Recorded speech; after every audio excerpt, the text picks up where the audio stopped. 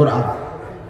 এজন্য তোমরা যারা কিশোর যুবক আছো, তোমরা যারা নারী আসক্ত, মদে আসক্ত, মোবাইলে আসক্ত, রাত দিন তোমরা যারা এক ওয়াক্ত নামাজ পড়ো না, আর দিবা নিশি তোমরা যারা নারী ছবি মোবাইল নিয়ে ব্যস্ত, খোদার কসম আমি বলে গেলাম একদিন তোমার এই গুনাহ ক্লান্ত করে দিবে, একদিন তোমার এই গুনাহ বিরক্ত করে দিবে।